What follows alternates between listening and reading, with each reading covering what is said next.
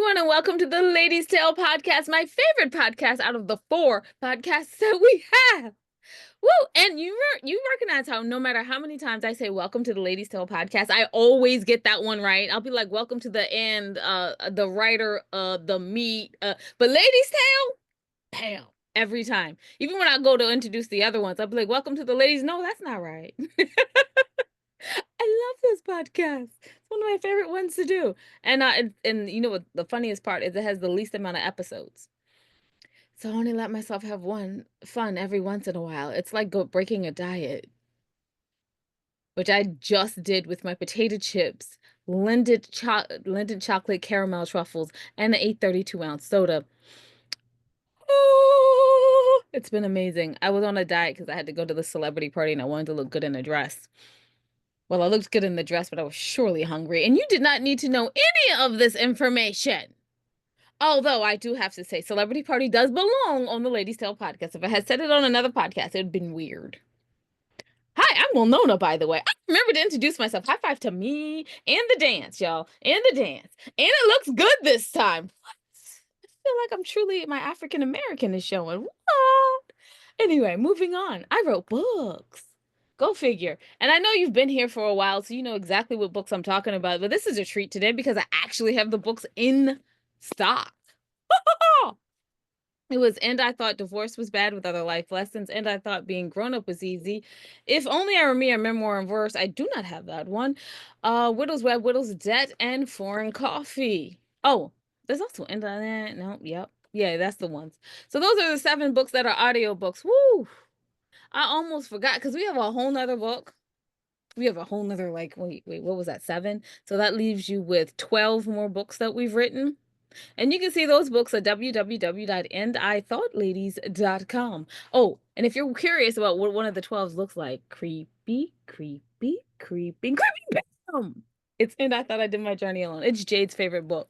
I keep trying to tell her to turn it into an audiobook, and she keeps telling me, we just can't find the right person to read it. And I was like, if you wait for perfection, we'll always have it written and never hear it.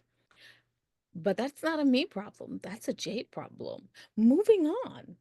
Y'all, it's that time to say goodbye to the narcissist side of me. Because you know a narcissist can talk about themselves all day. Like how my bun just literally unraveled on camera and fell down this side. That has happened. And if you saw it, you didn't see it. And it's time to introduce our guest. You're not here to hear about me. You're here to hear about our wonderful guest. Wonderful guest, would you like to introduce yourself? Hello, my name is Tonya McClearly. What would you like to know about me? Tonya, what do you do? At present, I'm in the social media field, but I'm a veteran, award-winning journalist, lifestyle and news manager, and with decades of experience. Okay, so we talked before we got started, y'all. So I should be a good journalist and ask questions and really bring the story forward. That's not me. I write books. And I'm not even going to attempt it here because Tanya would know if I was doing it wrong. So uh, while we were talking earlier, she was talking about all the places she has moved for her job.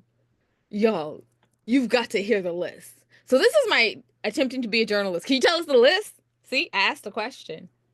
Okay, bravo. Started my career in Oklahoma City, Oklahoma, my hometown. From there, I went to Amarillo, Texas. From there, I went back to Oklahoma because I decided to do a pivot and did not want to continue being a reporter, which was very odd. Everybody wanted to be on air, and I was trying to be off air. And so I took a job at the station where I started and said, "Yeah, I'll be a reporter if I can train to be a producer." And then I came back and I worked toward everything that I got, went out and covered. I would say, let me turn this into an anchor pack. So I was able to pivot and move on to becoming a producer. From there, I became an executive producer in Kansas City. From Kansas City, I came back to Oklahoma City and had the wonderful opportunity to launch the first 9 o'clock newscast in Oklahoma City. And that was extraordinary because we did it from the ground up. During that time, I was able to help manage and create content through 2 Oklahoma City bombing trials. And then from there, I went to Houston and worked as a morning executive producer and covered all sorts of stories over the course of that, broke many of them, including the deadly Aggie bonfire collapse. Um, I was the lone manager in house when the famed Nipplegate happened, and it was our hometown Houston Super Bowl. So we learned crisis management very quickly. From Houston, I went on to Jacksonville, Florida, where I was assistant news director and acting news director. From there, I went to Columbus, Ohio, and was first assistant news director, then acting news director, and then I did a pivot and decided to step away, started my own business, learned a lot of lessons in that, moved to Louisville, then we moved back to Oklahoma City, and I was asked to go and revamp a show that had just started, a lifestyle show.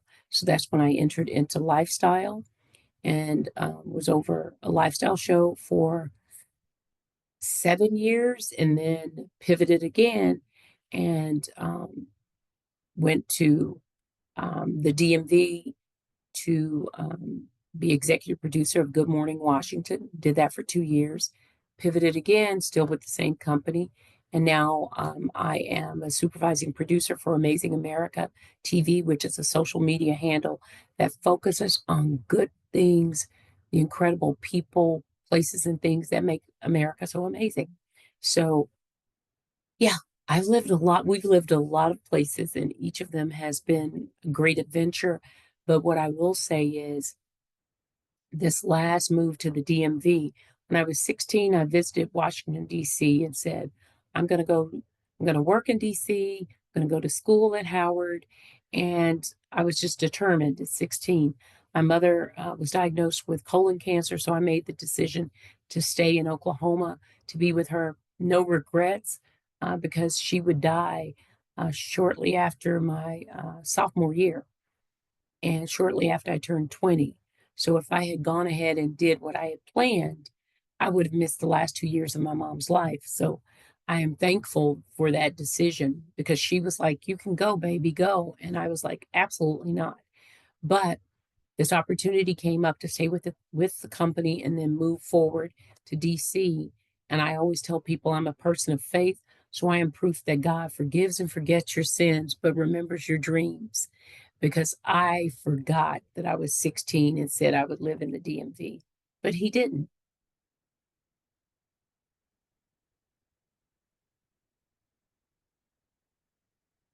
I think I Oh, lost he you. never forgets your dreams. Oh my, the stories I could tell, but it's not my show. It's about you. So I have to ask because I am a writer and I try to do a lot of things, but I am a writer at heart. So I have to ask, you have heard some stories from around this country. How has hearing other people's stories impacted your life, the way you cover it, the way you do your job? I think there are those stories that, whether you're a reporter, a producer, a manager, we all want to be fair and balanced, but we are all people. So we bring our baggage with us, and that can be both good and bad. But what I find is we were always taught in J school and journalism school that, there are two sides of a story. No, there are as many sides to a story as the people you interview. And so I was once told when I was just in high school and I was visiting the station, and this wonderful reporter, his name was Ed Stewart, he said, everything has a story. This paperclip has a story. What is that story? And I think when you hear these stories of people, um, I was not here for the Oklahoma City bombing because I actually had to go back to Kansas City because we had to go on a junket. And they called me at the last minute and said I had to come back. I was upset because I was planning on going to get my son's social security card. He was He was 6 months old. And where I normally parked our car is where Timothy McVeigh parked the truck. And so I was on my way back when they paged me and said, "Where are you?" I said, "I'm almost back in Kansas City. What's going on?" And I said, "I'm in Kansas City." And they said, "There's been a bombing." And that story was unbelievable because I was supposed to be there that day, that morning, but also because I would later find a year later when I moved back, I knew 9 people who were killed in the Murrah building. I worked across the street from the Murrah building when I worked for the IRS as a teenager. And I can't tell you how many times we went through the Murrah building on our way to the post office when we were student aides. And those stories, when you hear those stories and the impact, and in covering the trial, and I remember Janie Cloverdale, who lost her grandchildren, and you hear those stories. I remember being in a Houston newsroom, and we had just wrapped up the last cut in, and I remember we were looking up, and CBS Morning News was up um, on the monitors. All of them were, but we were looking at that. And I remember the plane coming, and we were like, "Oh my gosh." And I remember saying, "Oh my Lord, did somebody do that on purpose?" And then we were just kind of all scrambling. And then we saw the second. And when you cover stories in whatever capacity, the tragedy that you report on is also the tragedy that you have to experience because you see people at their very worst, at their most vulnerable, at their saddest. And so for you to think that won't impact you, then you're being naive, because if you are a human, these tragedies, these stories um, that you see, they do impact you. But then there are other times that you're able to tell extraordinary stories that bring you joy and bring others joy. And so I believe journalism is we know this, the only profession that is protected by the Constitution. And freedom of the press has come under fire so much. But I applaud those journalists who are still telling the stories that must be told. I had so many questions while you were talking, and as soon as you ended with that, I went, well, I should stay on the serious and talk about freedom of the press and do the deep dive and but this is the Ladies Tale podcast, and you know, ladies keep it Mhm. long. We're lunching, y'all. We are not doing Okay, deep dives into information. that's fine. Let's call this the informational brunch. Yes. So, going from the serious news and the impact, and I know lifestyle is also serious news, but you also talked about having happy stories. Do we find more Yeah. of this in the lifestyle field? And is there a different set of skills that a producer has for the lifestyle side of things? I always tell, especially interns who I'm training, news, you get a set of facts. Let's say I go to you and we have just found out that the paper that you use for your books, the people who publish your books, the paper has gone up. So that means, what does that mean for you? And that means, well, I'm going to have to hold off on completing my book because I just can't afford the increased price. But now let's go back to you, and you are an author and a bookseller, and you have your own bookstore, and we go to you. Then with lifestyle, that's why you see a lot of paid and earned media. But with paid media, you would come on and say, "Hey, I want to go on and let people know that I had ordered all my books ahead of time. So I'm the place to come where you can still get the books you want and you don't have to pay." So In news, they look for subject matter experts or people who um, have some relationship to the story to get their opinion, either experts or just man, woman on the street. With lifestyle, if it's paid, you you create the message and you control the message. If it's earned, it's an opportunity for you to showcase. And those are usually left for nonprofits who can't afford to buy a commercial or can't afford or too small and don't have a budget. And so that's the importance of lifestyle is that they give you that opportunity to share your stories in places that you otherwise wouldn't get to. Now, social media, which is what I am working in now, where I work, it's Amazing America TV. It's those extraordinary stories of the autistic young man who got a chance to sing and multiple ballparks to sing the national anthem, where it's the little girl who got the PETA award for adopting so many cats. She's fostered so many cats, or it's the horse that rings a bell, or it's the trip you take to Charleston and there are little places that you didn't even know existed.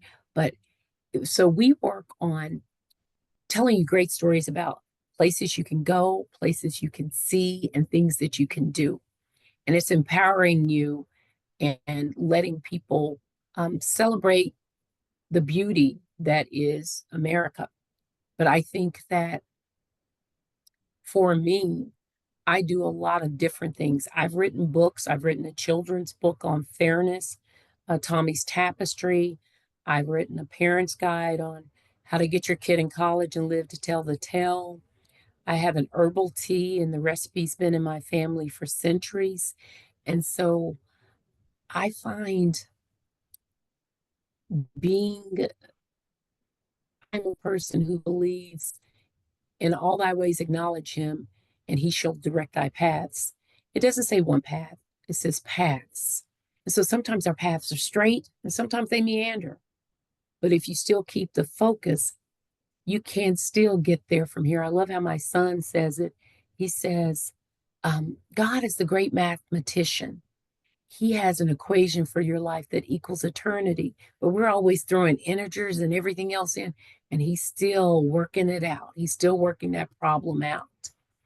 And so, as a person of faith, it's very important to me to be prepared to pivot, but be prepared to share something that can make someone's life better. I love that you get to share good news with everyone. Continue. Yes, That we has love it. got to We feel love amazing. it. Oh my goodness. Just the Yes. and I think it's the small things that really turn a day around. Yeah. And I'm gonna today, Amber, our community manager, posted at the National Zoo, one panda flirting with another panda, having fun. You know, we found out where um, the Pope's old high school is a place where people can actually get married. Oh And my so, but it used to be a Catholic boys' school.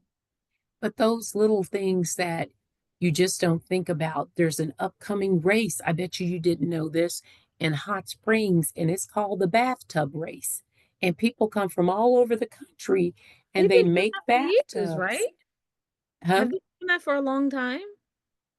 Have I been there? What? No, have they been So, doing the race for a while, right? yes, absolutely. And it's coming up June 7th. This weekend is the Rodeo in the historically all Black town of Boley. There were 33 all Black towns around post slavery. Only 13 exist, and Boley is one of them. One of our state senators, Nikki Nice, is going to be the grand marshal of the parade, but it's still a historically all Black town, and they have a rodeo every Memorial Day, and it's extraordinary. And so those are the things that get us through the hard times, because the people who do the living and the dying, they still take time out to smile.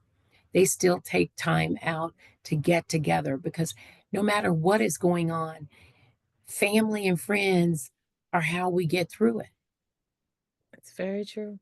And you know what's funny? It's those little, they're not little in our lives, but I think on the grand scheme of the world, that people will call it's the little relationships. But those things, those ties, man, can pull Absolutely. you out of some of life's worst mucks. Well, Ooh, what matters? but I say if it won't matter in the end, why does it matter now? And I often tell I have two adult children, and I say if it ain't world peace, don't treat it like it is. But you also have to keep in mind, is this, my husband will remind me of when there's something challenging. He says, remember, you're going to encounter the same toxic personalities wherever you are. So be prepared to deal with them with the grace that you always have. And I think those are the things, having people around you who know you, who will tell you the truth, but who are also your biggest cheerleaders. That's what gets us all through life. exactly, because they're the ones who can give us a construction criticism to actually make us move. That's right. Otherwise, yeah, Absolutely. go away. Nah, those Yeah. people, they can help us improve and become better people. And when we look back, we're like, wow, I have a story to tell you. Yeah. Now, I should be asking you a question that really ties in well with my podcast, but instead, I'm going to ask what I'm curious about. This is why I'll never be a journalist. Okay. That's like, what made you decide to write the books that you wrote? Because you saw so much and you've lived so many places and heard so many stories, and you decided that this subject matter right here, well, the college one I thoroughly understand because I'm trying to get Mhm. into college, but the other ones, I'm like, what made you write those books? Well, I know I've co-written some books with people before, and for me, Tommy's Tapestry was very personal. I woke up and I was just kind of in just a quandary and having a lot of angst over what was going on in our world and in our country. And I was seeing things being dismantled and dismissed. And my spirit just said, you don't have to put any kind of label on it. You just want people to be treated fairly. And so Tommy's Tapestry came up, and it was about a little boy, richest kid in the town, and had everything he could ever want except what he needed. And it was a lesson in fairness. And his teacher, who I fashioned after my mom, Mrs. Fairness, taught him that through a simple assignment of making a tapestry not out of thread, but out of crayons. And he learned through this process of using some crayons he used more than others, some crayons he protected, and because he thought they were more special than the others. There were some that he broke. And then he was like, well, I need more crayons. And she says, no, if you had treated all of your crayons with care, you would have all of them. How fair would it be to open up a new box just to give you the crayons that you didn't treat well the first time? And he was angry and upset. And then finally he says, people are kind of like crayons. If we treat them all with the same amount of respect and care, imagine what an incredible tapestry we could make. And so he finishes his tapestry and he gives it to his teacher. He would go on to get married again, take over the family business, still the richest person in town. But inside his drawer in his big office, he has that box of crayons to remind him to always treat people fairly. And as for Miss Fairness, she taught many kids, but on her wall was Tommy's tapestry to remind her of the little kid who had everything he could ever wanted except what he needed, fairness. And that's the story behind it. That is beautiful. I want Tommy's tapestry now. Just to remind me, you know, Yeah, yeah, about fairness. Because, some days you grow up and you're like, oh, okay, this happened. Maybe not so fair. Not maybe not being so fair to them anymore. But, you could definitely give it another shot, another go. absolutely. And You some know, and I forgiveness. tend to I tend to be inspired. I call it when I get a God idea, I go with it. And you seem to be that same person. I was frustrated about something and decided to set up a shop. And one of the things that I put in the shop is I made a little wine cup thermos, and it says, "I'm gonna sit this one out." And it's a beautiful woman with an afro and a glass of wine, and she was like, "I'm gonna sip this one out," and she's sipping on wine. And so I think whatever helps you maneuver through the difficult times, and it is healthy and it is safe, you got to go for it because, this is the life we have, and what we do with it matters. And whether we are people of faith or not people of faith, we all should think as Gandhi thought. And how can we be the change that we want to see in the world? And I just tell my kids, I've asked three things of them in life: love themselves, love God more, and make the world better than you found it. And if you do that, then that means I've done my job. I think that every parent wants to hear that their child did that. They Yeah, did. They made the world just a little better than they found it. And as we learned today, we've learned about fairness, and we learned number two, that the little stories are the ones that count. So make it a absolutely. little better than how you found it. And voila, we will have large changes. I'm learning from Miss McCleary today. She's like Miss Fairness in her books. So now I do have to get around to the things that I actually have to do. I pushed it off as far and as long as I could. So you were a producer on the news director side and on the lifestyle side. I think we're more interested on the lifestyle side. Now, let's say an author has an interesting book or something like that. What would, number one, what would they need in order to pitch such a lifestyle show? Could you give us like one or two tips on how to pitch? And then the secondary question is, how would they then be a good guest? Well, first, what is the story that you're telling that hasn't been told? What's your value proposition? What is so unique that someone is willing to give you free time? Keep in mind on news, the average story is between 115 to 1 minute and 30 seconds. Lifestyle is usually 330 to 5. What is it about yours in the sea of other content that makes yours stand out? If you don't have that, and you have to look at it very, you know, very antiseptically and say, oh, how many people have done this? What else can I do? That's where you look at, should I pay so that I can at least say that I was on this program? Because the fallacy is true. If you're on TV, then you must be important. If you're important, then you must be on TV. Even though we see so much on digital, people still like for their grandma to say, I saw you on TV. So that's what you have to figure out. And then how do you want to pitch it? I've worked with PR people, and I say, if you're giving away $1,000 to a school, that's not unique anymore. But if you decide that you're going in honor of Women's History Month, you're doing it with all Susan B. Anthony dollars, and you've got little girls pulling it all in on red flyer wagons.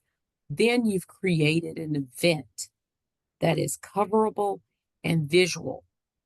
But having just a big check that says $1,000, that's not going to move anyone to look at it on television.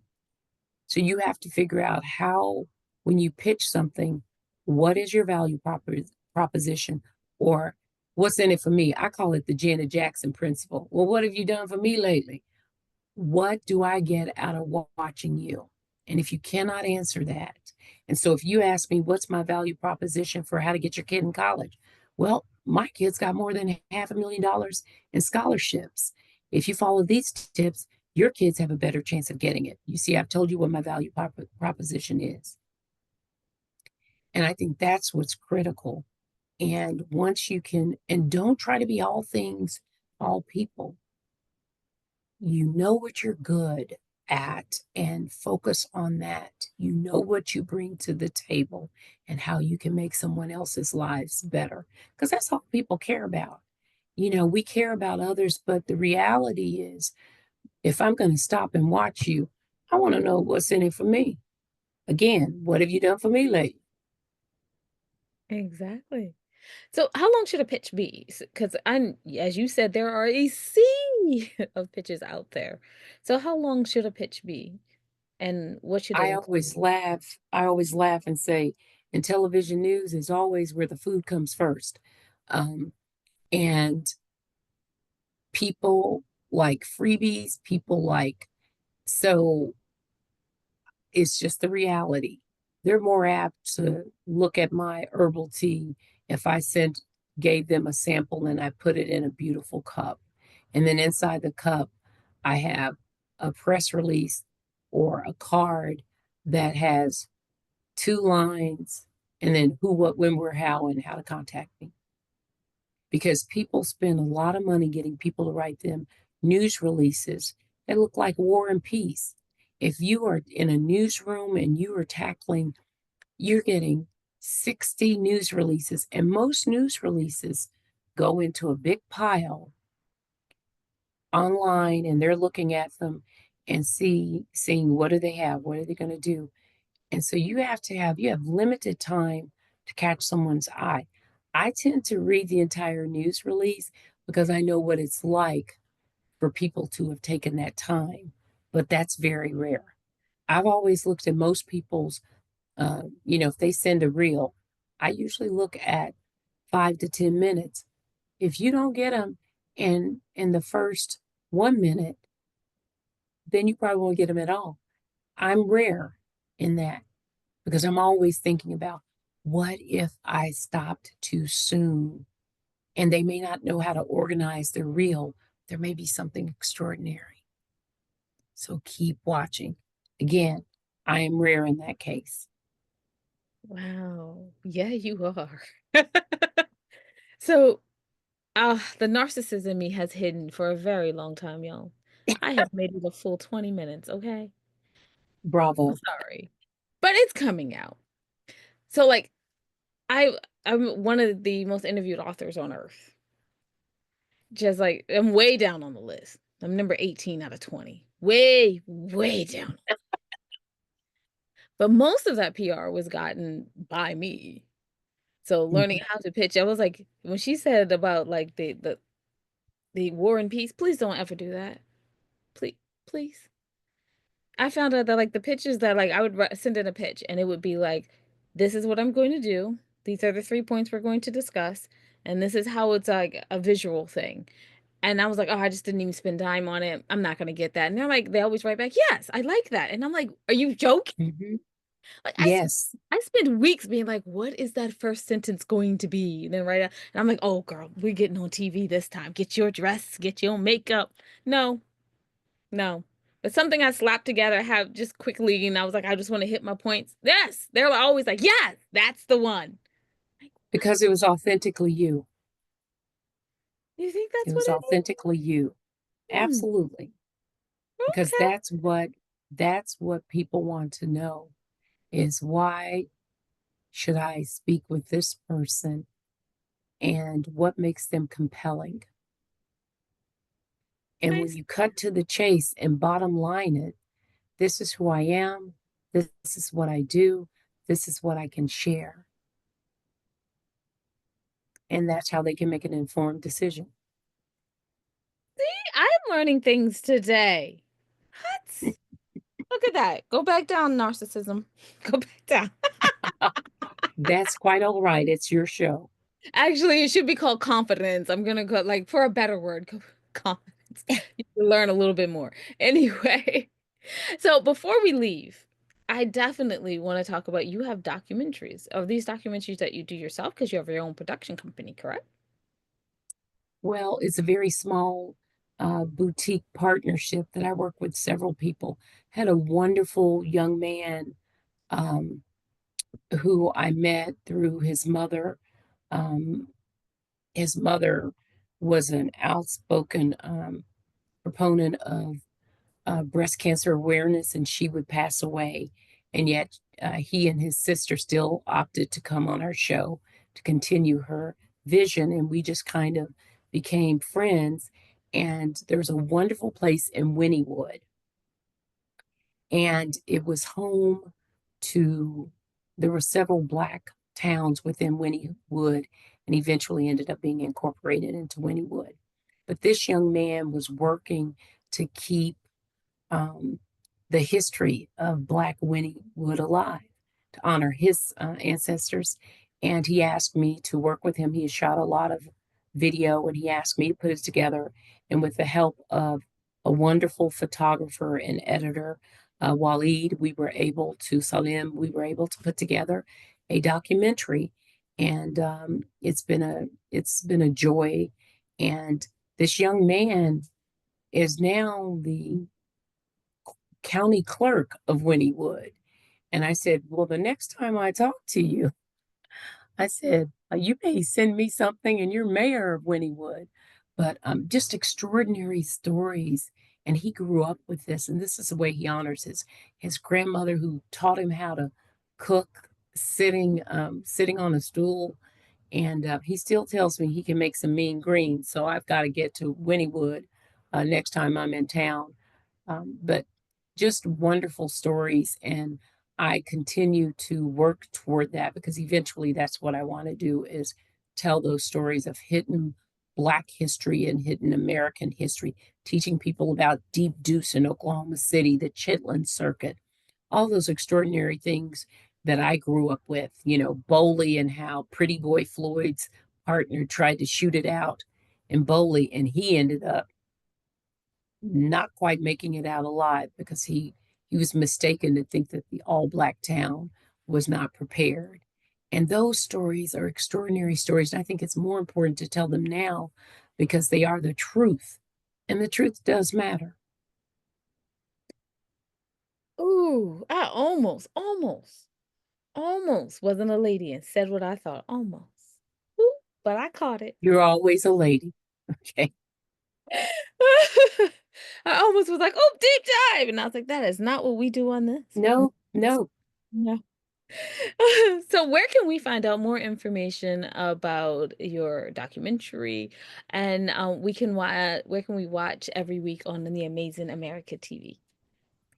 Amazing America has a social media handle. Just go to Instagram, Amazing America TV. You can also go to YouTube and check out Amazing America TV. Our team just got back from Charleston, from Reno, and just some really great spots and everything. Headed off to see more of America. Really, we have um, a wonderful recipes from Monty. She's a former master chef contestant. We have Hunter, who is really extraordinary. He finds those otherworldly places. We just have a great team of creators. And so you just check out Amazing America TV. It's a big, wonderful A in the middle of an orange logo, and you can't miss it. And then let us know if there's something amazing going on in your hometown. We'd certainly like to know about it. Ooh. I'm gonna do that as soon as I wrap up this podcast. I feel like I have something amazing, and it's not just me. I know better than that. Even my audience was about to, I'm sure my audience was about to be like, ee. Yeah. It was like, no, no, not just me, not just me. So I'm going to wrap it up for me over here. I'm Winona, and I'm one of the And I Thought ladies, and you can see everything that the ladies are up to at www.andithoughladies.com. While you're there, go to the middle of the page, not the bottom of the page anymore, but the middle of the page, and you can see the charities that we proudly support. We ask that you support them too. That does not necessarily mean financially. Sometimes people have a little wisdom that they can hand off, like grant writing. Um, or they can get their hands dirty and go over there and build an orphanage in Ethiopia, or who knows, help out at an actual fashion show to help the victims of abuse, all of these things. But if you can't do any of that, money works still. We thank you in advance for supporting them. We know that you will. Remember that wisdom is all around you if you're open to finding it and accepting it. So peace and love, you guys, from Winona and the Missing Jade. Oh, yeah. Thanks for listening.